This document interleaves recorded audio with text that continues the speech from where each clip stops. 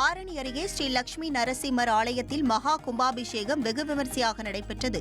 திருவண்ணாமலை மாவட்டம் ஆரணி அருகே அரியப்பாடி ஆரணி வேலூர் சாலையில் உள்ள ஸ்ரீ லட்சுமி நரசிம்மர் ஆலயத்தில் மகா கும்பாபிஷேகம் விழா நடைபெற்றது. பூஜைகளும் ஹோமங்களும் நடைபெற்று கோபுர கலசத்தில் புனித நீரை ஊற்றி மகா கும்பாபிஷேகம் விமரிசையாக நடைபெற்றது. இந்த நிகழ்ச்சியில் திரளான பக்தர்கள் பங்கேற்றனர். விழாவின் முடிவில் நிர்வாகம் சார்பில் அன்னதானம் வழங்கப்பட்டது.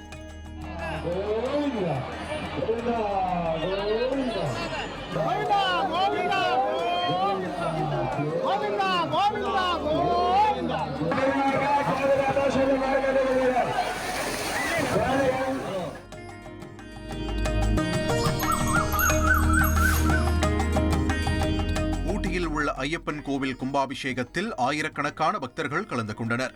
ஊட்டி ஜெயில் ஹில் பகுதியில் உள்ள ஐயப்பன் திருக்கோவிலில் கும்பாபிஷேகம் விமர்சையாக நடைபெற்றது.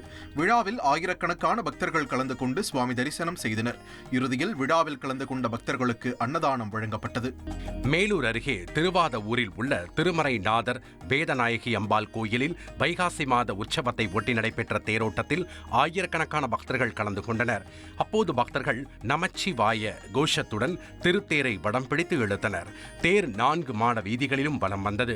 இதனைத் தொடர்ந்து அலங்கரிக்கப்பட்ட சின்ன தேரில் வேதநாயகி அம்பாள் எழுந்தருளினார்.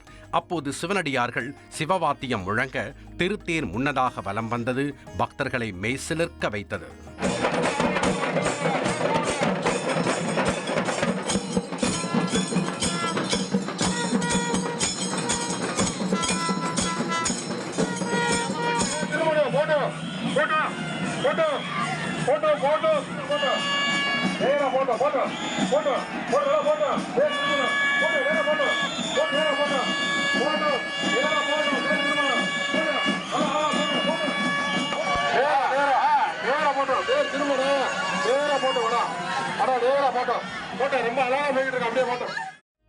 திருப்பரங்குன்றம் சுப்பிரமணிய சுவாமி திருக்கோவிலின் உப கோவில்களுக்கு குடமுழுக்கு விமர்சையாக நடைபெற்றது. 2ஆம் கால யாகசாலை பூஜைகள் நடைபெற்றதைத் தொடர்ந்து மேல தாளங்களுடன் மலை மீது உள்ள காசி விஸ்வநாதர் கோவில் கலசத்தில் பூஜிக்கப்பட்ட புனித நீரை சிவாச்சாரியார்கள் ஊற்றினர். இந்த குடமுழுக்கு வைபவத்தில் பக்தர்கள் பங்கேற்று வழிபாடு செய்தனர். வரும் ஜூலை 10ஆம் தேதி முதல் 13ஆம் தேதி வரை யாகசாலை பூஜைகள் நடத்தப்படும் எனவும் அதனைத் தொடர்ந்து 14ஆம் தேதி அதிகாலை மகா கும்பாபிஷேகம் நடத்தப்படும் எனவும் கோவில் நிர்வாகம் சார்பில் தெரிவிக்கப்பட்டுள்ளது. உடனே சப்ஸ்கிரைப் பண்ணுங்க.